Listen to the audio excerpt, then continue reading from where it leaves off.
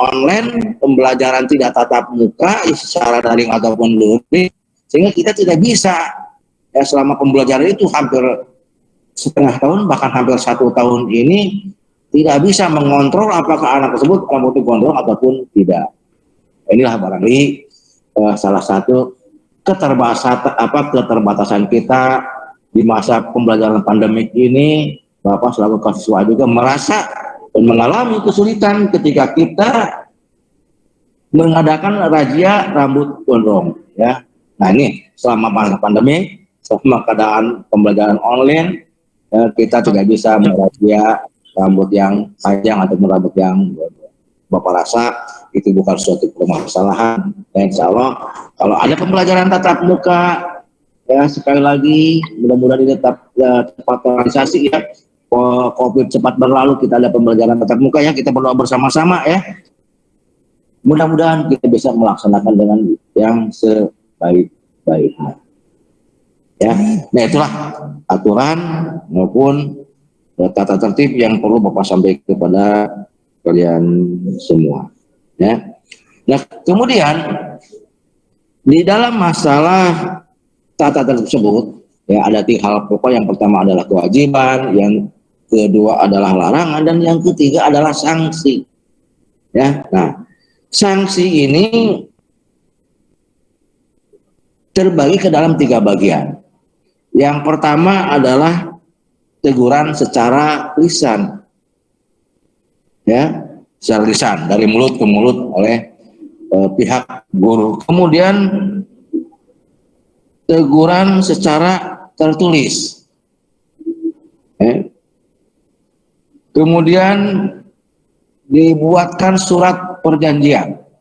Dan yang terakhir, andai kata melanggar sanksi, melanggar aturan yang sangat berat, tawuran dengan membawa senjata tajam ataupun apapun lah masalahnya yang memang sangat berat, itu akan dikeluarkan atau dari sekolah. Itulah larangan, kewajiban, dan harus kalian laksanakan. Yang pertama daripada sanksi tersebut adalah teguran biasa, kemudian dilanjut dengan teguran tertulis, dilanjut lagi dengan buatkan surat perjanjian sampai finishing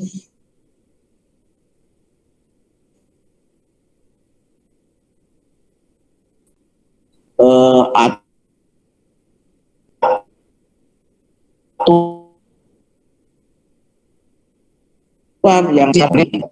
Barangkali itu yang perlu Bapak sampaikan kepada pemahaman konsep diri yang kita kaitkan dengan masalah pembinaan kesiswaan. Ya.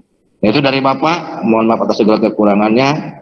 Bila hidayah. Assalamualaikum warahmatullahi wabarakatuh. Waalaikumsalam warahmatullahi wabarakatuh. Misalkan barangkali ada yang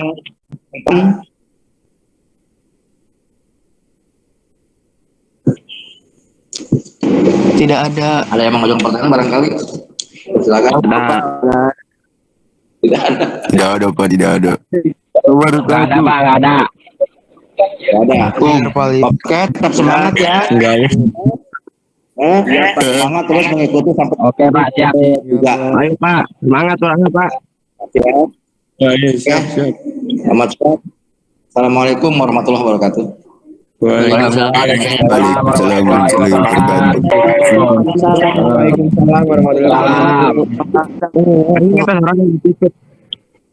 Info ngopi. Iya nggak sancan.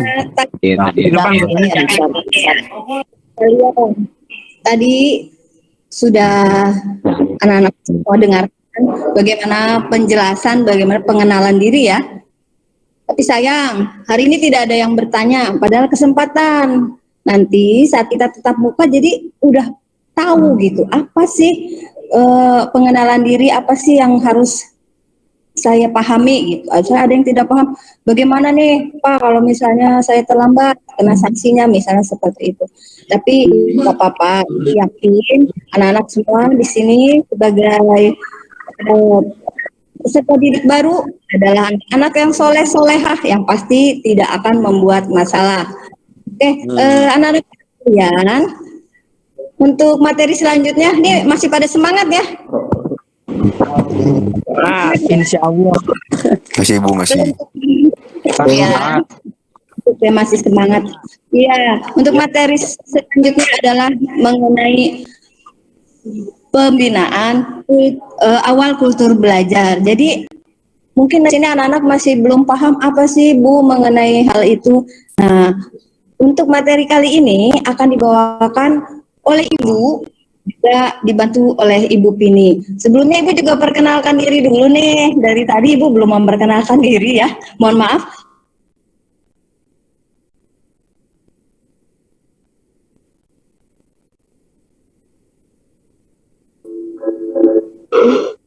Ya Bu. Sebagai guru BP. Jadi kalau ada apa-apa, mungkin masalah yang ada di dalam hati yang tidak bisa dikeluarkan kepada orang tua, itu bisa sama anak-anakku semua lewat Ibu. Gitu. Oke, untuk selanjutnya Ibu akan mulai dulu materi mengenai budaya belajar yang akan dibawakan oleh Ibu. Pembinaan awal kultur belajar itu apa sih? Ya. Oke, kita akan mulai dulu. Budaya. Budaya itu juga sama dengan kultur mengenai belajar. Budaya atau kultur sekolah. Jadi belajar adalah bagian daripada kultur sekolah. Jadi sekumpulan nilai yang melandasi perilaku, tradisi, kebiasaan, keseharian yang dipraktekkan oleh kepala sekolah, guru, petugas, administrasi, siswa, dan masyarakat sekitar kita. Hanya di sini kita akan lebih merucut lagi, lebih spesifik lagi. Kita akan mengetahui bagaimana sih kultur belajarnya, bagaimana sih belajar di Bina Karya. Gitu. Oke, kultur itu ada kultur yang positif. Ya, oke, kultur positif. Contohnya itu bagaimana? Jadi warga sekolah memiliki keyakinan, ya, untuk mereka yang belajar keras dan sungguh-sungguh itu yang akan memperoleh prestasi tinggi. Semua juga diawali dari diri anak-anakku sekalian. Kalau dia mempunyai keinginan keras untuk berhasil, insya Allah akan memperoleh prestasi yang tinggi. Ya. Kemudian memegang teguh bahwa antara prestasi dan proses itu tidak bisa saling lepas, ya. Mereka seperti dua mata uang bolak-balik gitu, yang harus saling berkaitan, ya. Jadi tidak bisa dipisahkan. Oke, baik anak-anakku sekalian, aspek-aspek penting apa saja yang ada di kultur sekolah? Nanti Ibu akan berduet ini dengan Ibu Pini. Oke, Ibu Pini mungkin boleh bergabung aspek penting apa saja yang ada dalam kultur sekolah.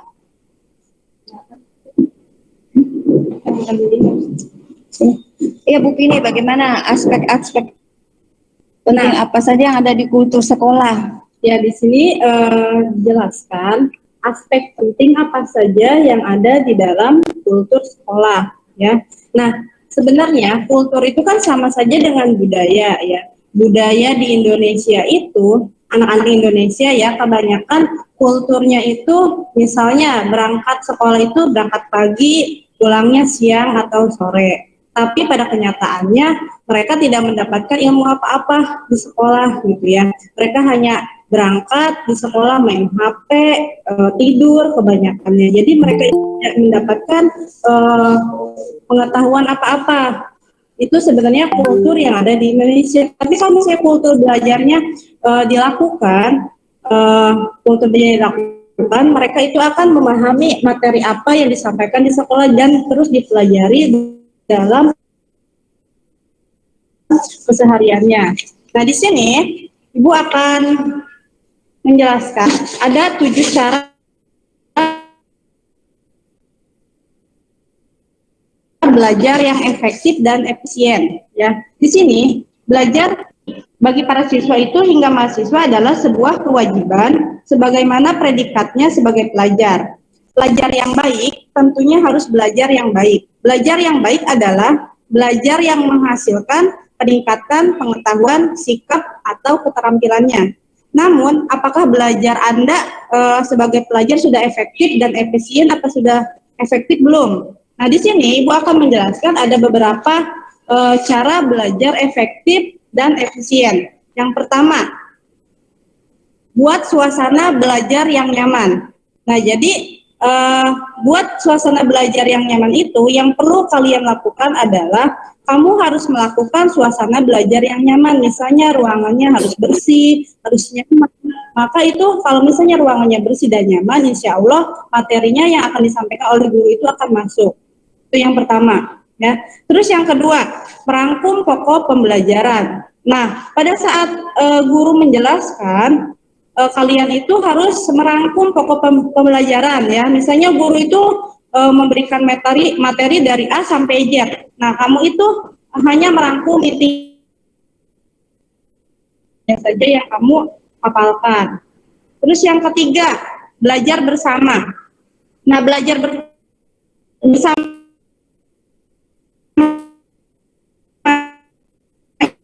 ini, metode ini sering dikatakan metode yang paling efektif karena belajar berkelompok yang cukup sama.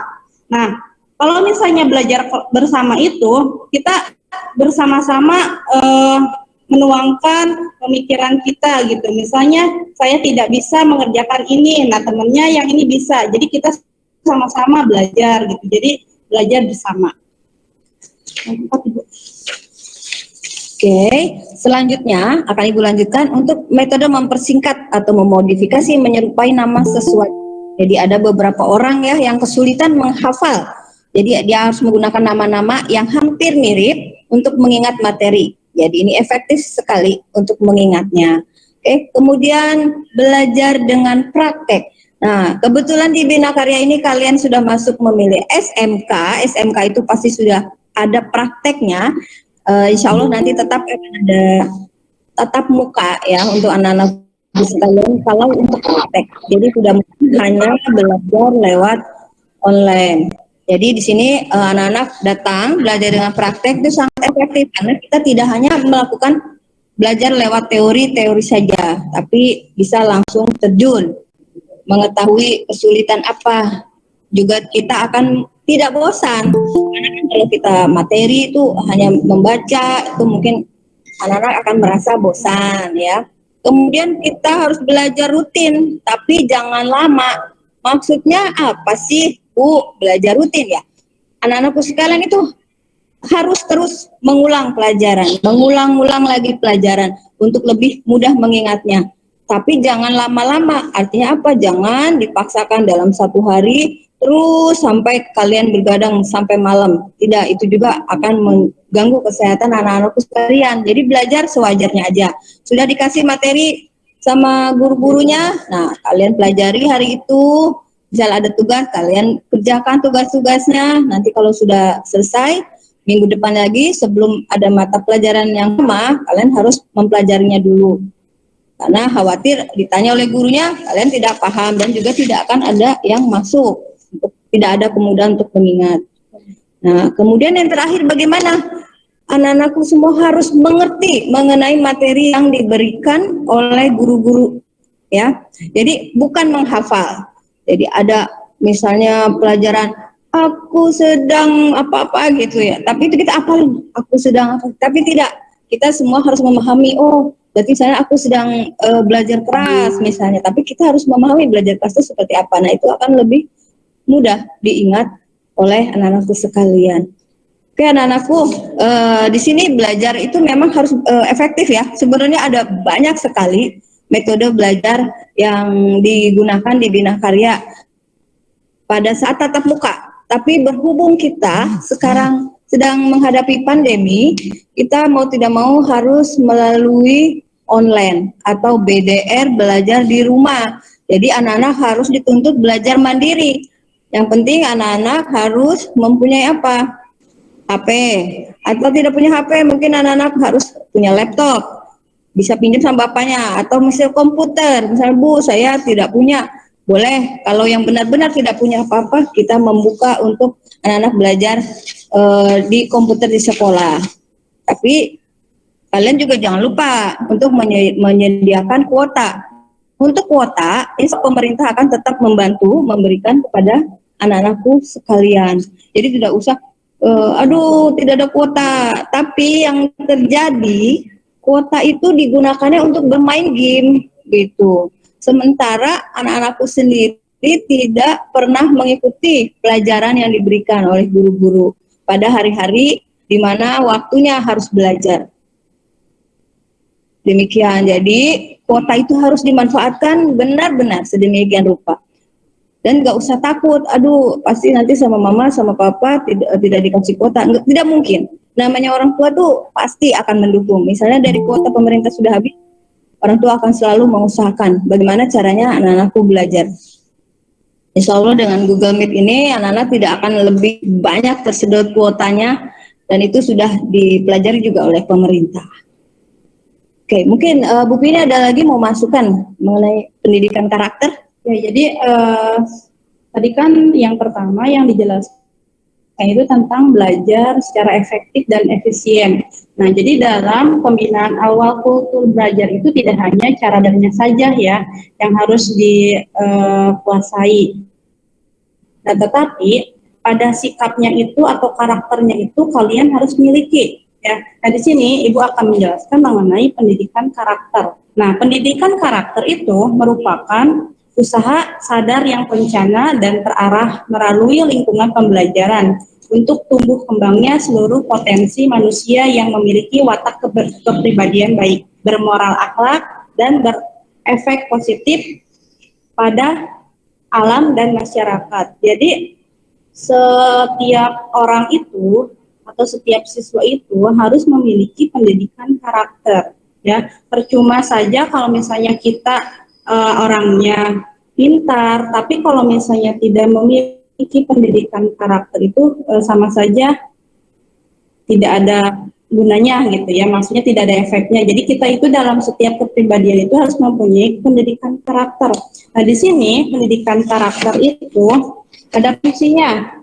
Fungsinya itu yang pertama untuk pembentukan dan pengembangan potensi agar peserta didik mampu mengembangkan potensi dalam dirinya untuk berpikir baik, berhati nurani baik, berperilaku baik, dan berbudi luhur. Jadi fungsi dari pendidikan karakter itu kita untuk mengembangkan potensi yang dalam diri kita, ya. Jadi kita itu harus berpikir yang positif, berpikir yang baik, berpikir yang jernih, gitu. Nah, terus fungsi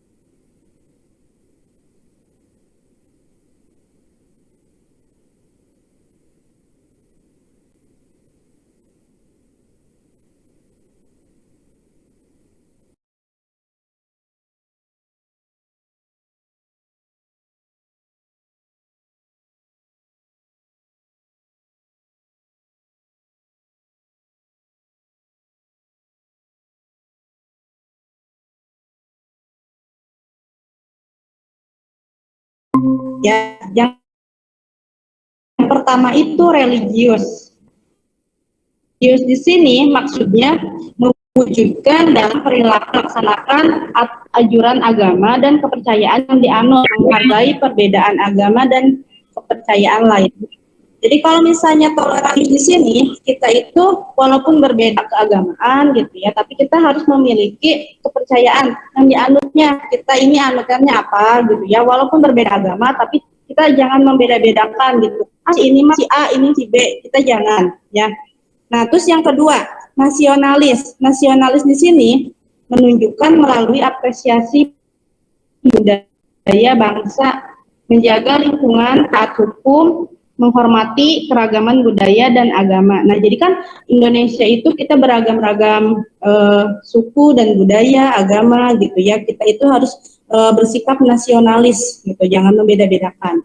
Nah, terus yang di sini yang ketiga, ada integritas. Integritas di sini meliputi sikap tanggung jawab, konsisten, tindakan dan perkataan yang berdasarkan kebenaran, menghargai martabat individu, serta mampu menunjukkan keteladanan. Nah, jadi kalau misalnya kita mempunyai tugas sebagai pelajar, misalnya disuruh mengerjakan tugas, nah kita itu harus punya tanggung jawabnya. Tanggung jawab kalian itu sebagai pelajar ya harus belajar dengan baik, belajar dengan sungguh-sungguh, gitu, harus punya tanggung jawabnya. Jangan misalnya udah diberikan oleh guru, tapi kalian seenaknya aja tidak mengerjakan gitu. Jadi kita itu harus punya tanggung jawab.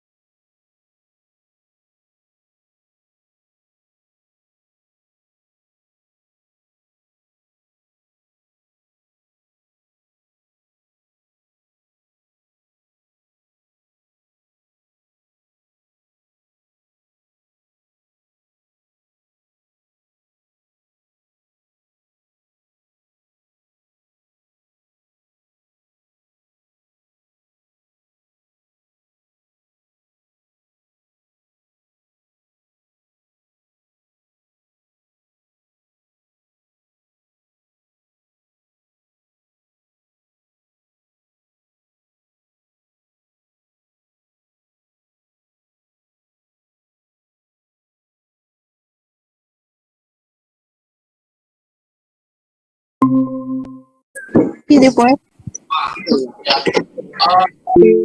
Pusat. Iya nggak sancan. Gedeng ke sana jam 10. Gue kemarin biasa. Mabar tuh mabar. Biasanya nih ya.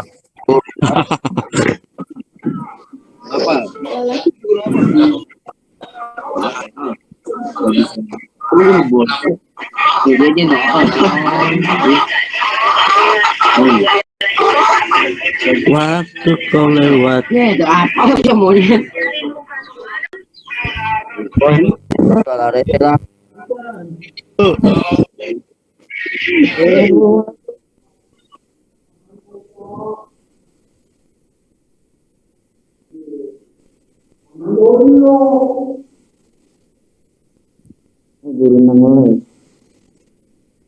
Taya suaraan bu, taya. Saya suara bu, kadenge. Can dimulai. Ayo main mimiknya bodoh main kadenge mah. Bang mana ulas? Kadang deh. Oh suaraan bu. Ini suara bu.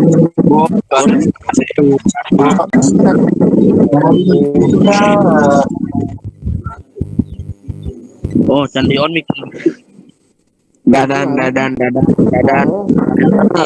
Karena sport kulit. Loudspeaker na tempo guru na can ieu. Lawan. Bu, ngasare.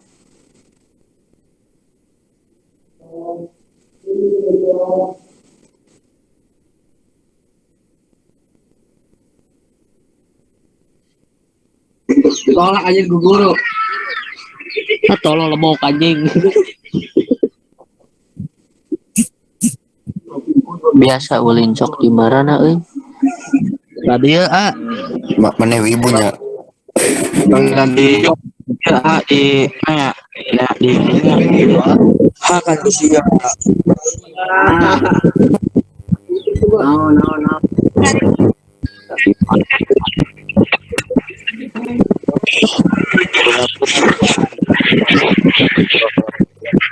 aku kudu press game.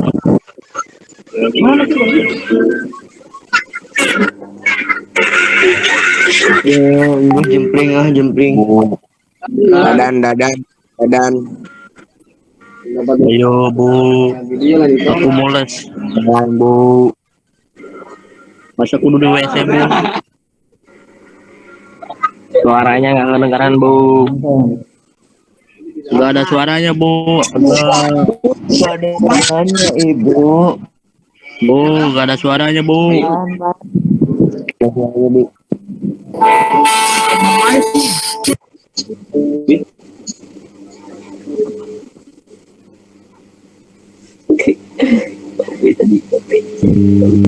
Sekarang bu. Ada mana pareman mic nih?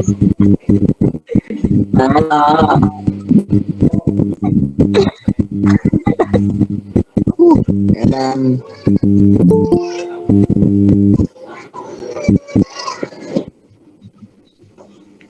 Coba kamerain.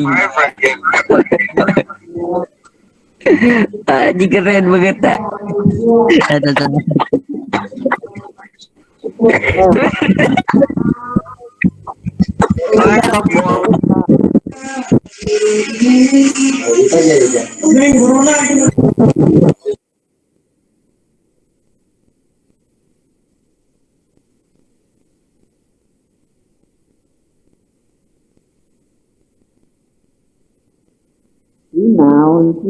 Bu, gak ada suaranya Bu. Bu, gak ada suaranya Bu. Gak ada suaranya ibu. Baiklah urungkan Bu. Bos, suaranya tidak ada.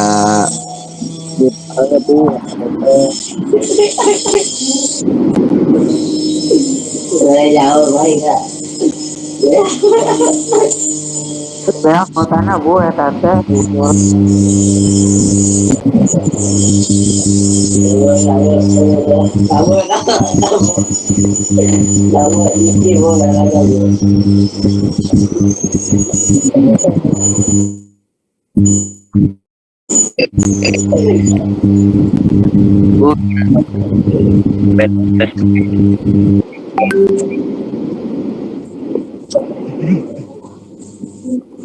Bu, tekadengan Bu. Ibu gak ada suaranya. Wah, meren guru teh.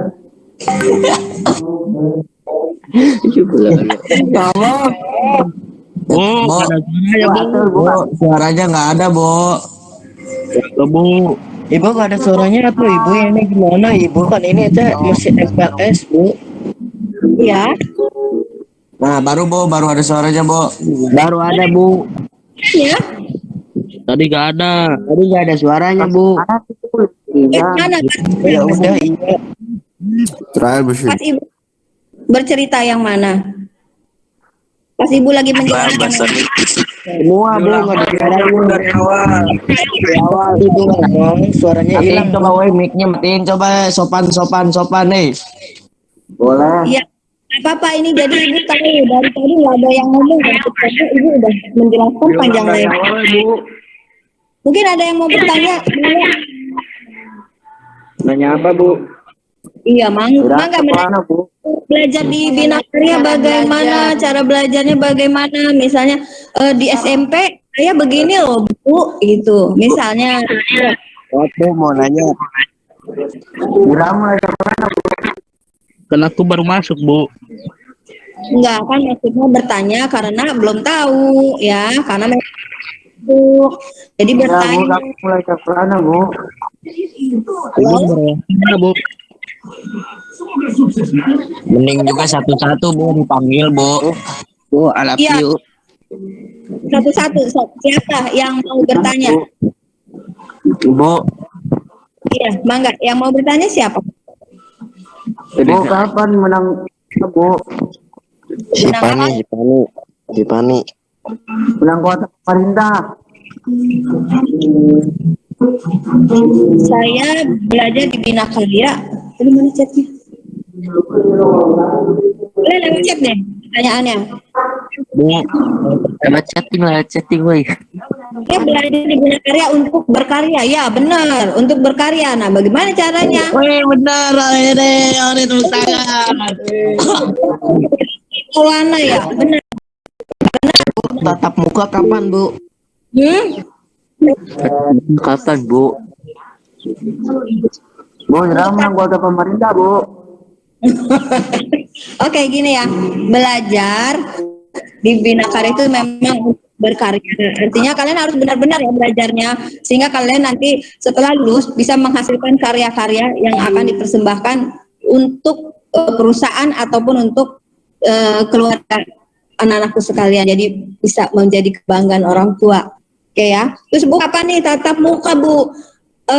Insya Allah sih tadinya kita rencana pemerintah kan bulan Juli ya, tapi berhubung pandemi semakin meningkat ya, jadi itu dikhawatirkan anak-anakku sekalian akan terkena imbasnya. Mungkin nanti setelah pemerintah melakukan vaksin kita sudah guru-guru, kemudian mungkin nanti selanjutnya anakku semua, nah baru kita akan melakukan tatap muka yang Presiden juga kan sudah informasikan bahwa tatap muka itu juga bisa seluruh kelas itu, satu kelas itu 40 anak misalnya masuk semua tidak bisa, jadi hanya 25% saja, mungkin hanya 20 orang, jadi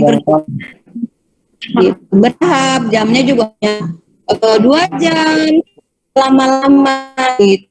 Tapi kalau tatap muka untuk praktek, insya Allah ya.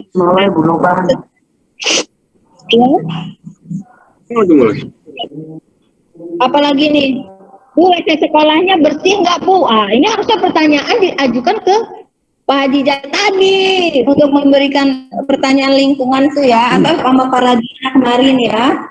Memang mulai praktek kapan, Bu? Kalau bersih. Kemudian apa, Ibu Pini mungkin? Ini di sini ada yang bertanya, Andan. Ibu di sekolah BK, eskul apa saja? Nah, kebetulan di sekolah SMK Bina Karya itu eskulnya ada banyak ya. Yang pertama itu ada pramuka, yang kedua itu ada paskibra, yang ketiga ada eskul CNC. CNC itu yang berhubungan dengan kejuruan kalian. Terus ada eskul bola voli, ya. Ada eskul bahasa Inggris. Inggrisnya kurang memahami ya, atau kurang bisa belajar bahasa Inggrisnya, kalian nanti boleh bisa mengikuti eskul bahasa Inggris ya. Terus ada full web design atau videografi. Nah, jadi nanti eskul-eskul itu pulang sekolah atau pada saat dilaksanakannya hari Sabtu ya, pulang sekolah.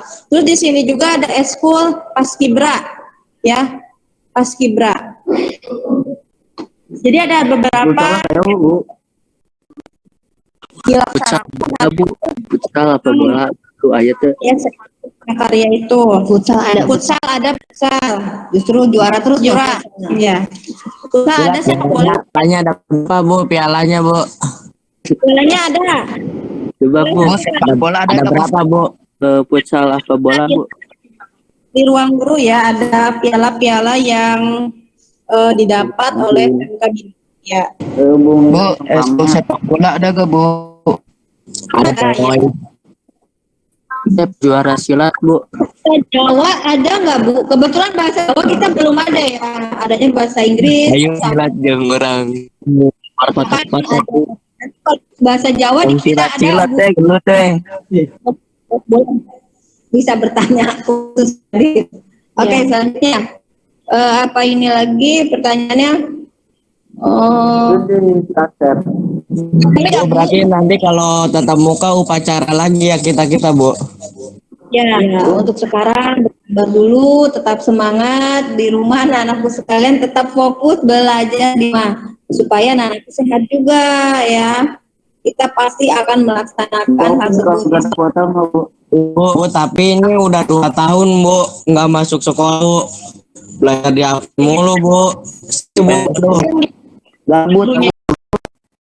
Sebenarnya lebih efektif belajar tatap muka daripada daring seperti ini gitu kan. Kalau misalnya tatap Bu, orang kuota. Ini dari kuota kurangnya kawarnya perhatian. gitu, menilai karakternya gitu. Jadi kita sama berdoa aja agar pandemi ini cepat berakhir gitu ya, biar kita sama. Oke. Apakah ada turnamen di Bina Karya? Insya Allah kita selalu ada kegiatan-kegiatan lomba kita ikuti dalam segala bidang, baik Ayo turnamen apa tuh? Nazar. Itu kita selalu ikut. Jadi untuk anak berpartisipasi nanti, tapi setelah adanya tatap muka di pandemi tetap kita agak kesulitan untuk turnamen kecuali memang sudah ada izin dari pemerintah untuk kita berkumpul melakukan kegiatan. Insya Allah itu pasti akan kembali lagi.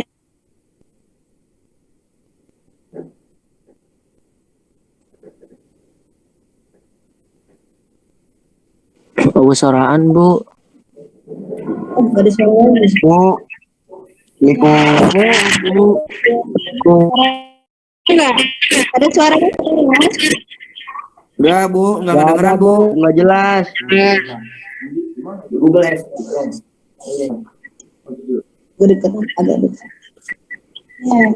Oke, ada bahasa Inggris, apakah ada lombanya? Alhamdulillah untuk bahasa Inggris tuh selalu akan ada lomba. Bahkan meskipun pandemi gini, tetap ada lomba. Hanya dia sistemnya ya juga gitu.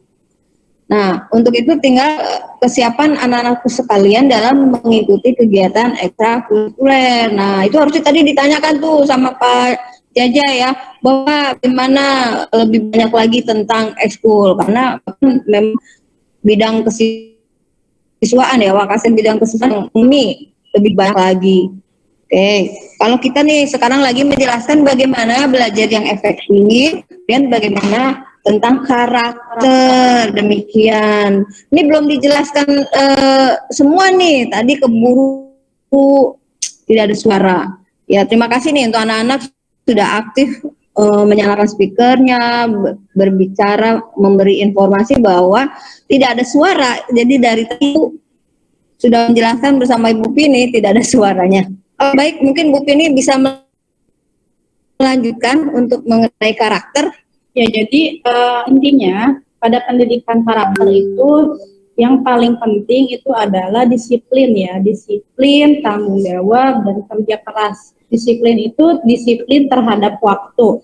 Ya, tadi kan udah dijelaskan oleh Bu Sipa, disiplin waktu itu contohnya dalam mengerjakan tugas kalian itu harus disiplin waktu ya. Misalnya guru itu memberikan tugas, nah kalian itu harus disiplin mengerjakannya dan harus mengumpulkannya. Jangan hanya tugas itu kalian hanya lihat saja. Nah, jadi harus disiplin dalam mengumpulkan tugasnya.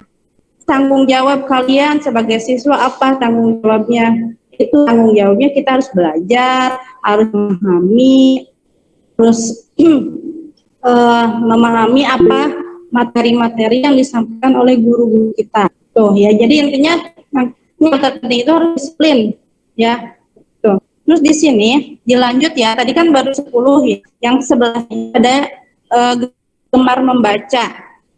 Nah, gemar membaca ini kebiasaan menyediakan waktu untuk membaca berbagai bacaan yang memberikan kebaikan bagi dirinya. Jadi kalau misalnya belajar di rumah itu kebanyakan kita waktunya kosong atau luang. Nah, di waktu luang itu baik kalian gunakan untuk membaca. Membaca apa? Membaca buku, membaca koran, atau membaca berita itu boleh ya. Jadi di dalam membaca itu nanti kalian akan mendapatkan ilmu, ya, akan mendapatkan pengetahuan yang tadinya kalian tidak tahu.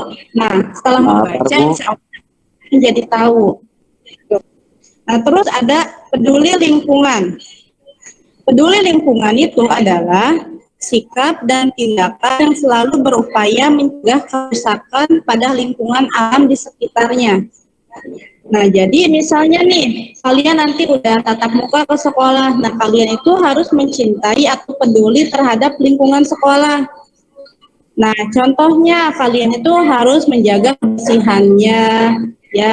Kalau misalnya ada sampah di mana diambil, jangan membuang sampah pada saat di kelas itu dibuang ke kolong meja. Ya, itu berarti tidak peduli lingkungan. Terus harus merawat WC atau toilet, yaitu harus dibersihkan, ya. Karena kalau misalnya toilet bersih, itu akan membuat kita nyaman.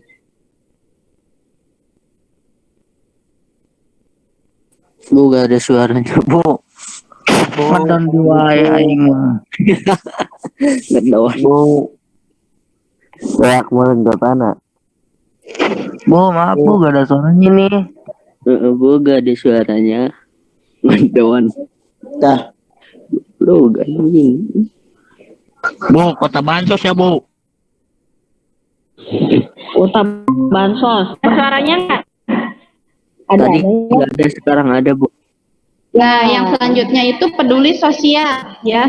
Peduli sosial itu sikap dan tindakan ingin memberi bantuan kepada orang lain, masyarakat yang membutuhkan. Nah, contohnya di sekolah kita, kalau misalnya ada yang sakit atau yang meninggal, itu harus sigap, ya, harus memberikan bantuan dan memberikan motivasi kepada orang yang bersangkutan. Jadi di SMK Bina Karya itu kalau misalnya ada hal-hal yang tentang sosial itu, sekolah kita itu selalu memberikan bantuan, ya. Tuh. Yang terakhir ada tanggung jawab. Sikap dan perilaku seseorang melakukan tugas kewajibannya yang seharusnya dia lakukan terhadap diri sendiri, masyarakat, lingkungan, alam, sosial, dan budaya. Jadi tanggung jawab itu kita harus tanggung jawab terhadap semuanya, terhadap diri kita sendiri, terhadap lingkungan, terhadap masyarakat, terhadap budaya kita, gitu. Jadi kita harus tanggung jawab meliputi semuanya, jangan hanya tanggung jawab kita sebagai pelajar, tanggung jawabnya cuma sekolah aja, enggak gitu, ya. Jadi kita harus tanggung jawabnya meliputi semuanya, mengerjakan tugasnya iya, peduli terhadap lingkungannya iya, gitu. Jadi semuanya harus dilaksanakan. Mungkin itu saja yang mengenai pendidikan karakter yang bisa Ibu sampaikan. Maaf kalau misalnya mau ada yang masih bertanya, boleh. Anak-anakku sekalian, coba nih sesi bertanya, ya, penasaran kan, pengen tahu gimana sih belajar di Bina Karya itu. Mangga. Kalau Muhammad Akbar. Bu mau tanya, di sekolah Bina Karya apakah ada program beasiswa? Boleh dijawab, Bu, Pak. Ada beasiswa nggak buat yang berprestasi? Iya, insya Allah beasiswa itu akan selalu ada untuk yang berprestasi. Jadi nanti untuk anak-anak yang memang merasa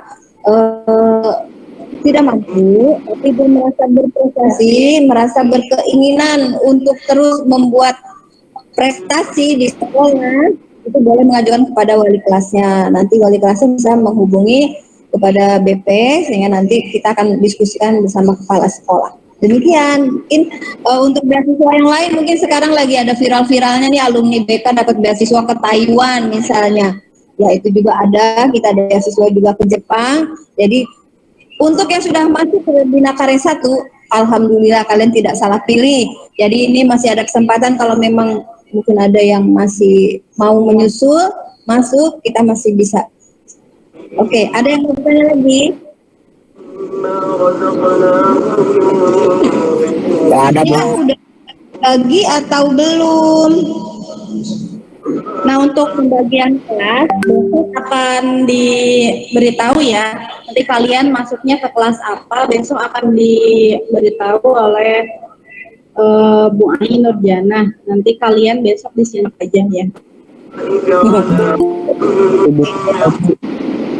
Oke, di sini ada yang Bu, kapan di Bina Karya ada ekskul musik semacam band. Sebenarnya sih dari waktu itu juga ada, cuman ya anak-anaknya itu yang memang kurang ada inisiatif. Lagi itu kan lagi zaman belum pandemi.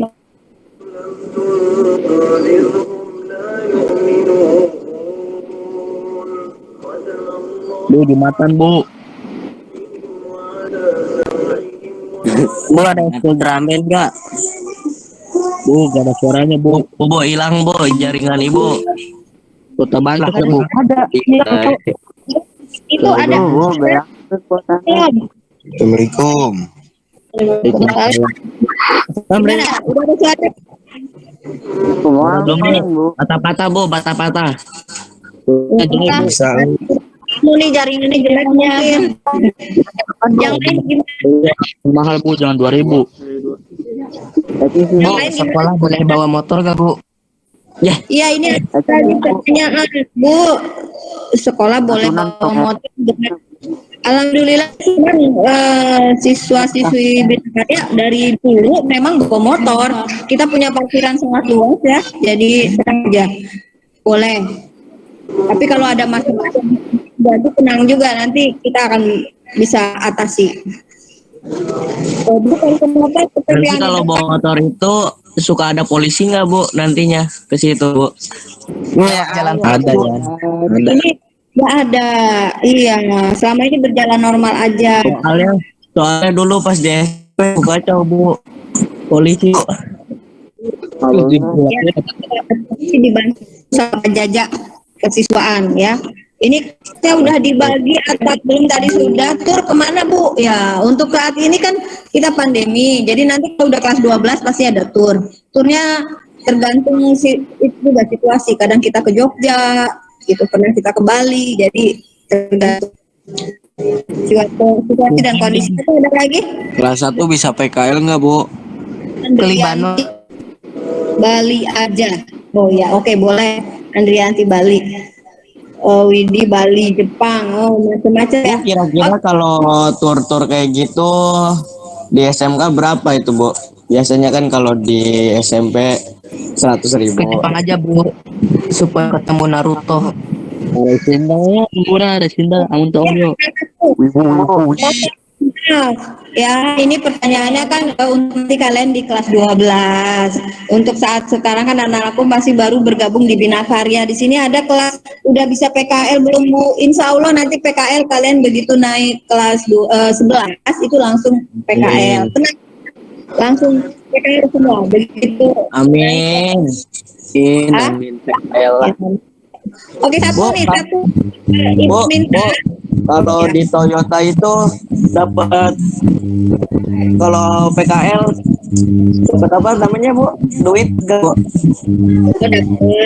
Dapat duit apa enggak? Ya itu nanti kita jelaskan ya kalau setelah kalian di kelas 11 itu akan berlanjut. Ya, Bu, ya, Bu.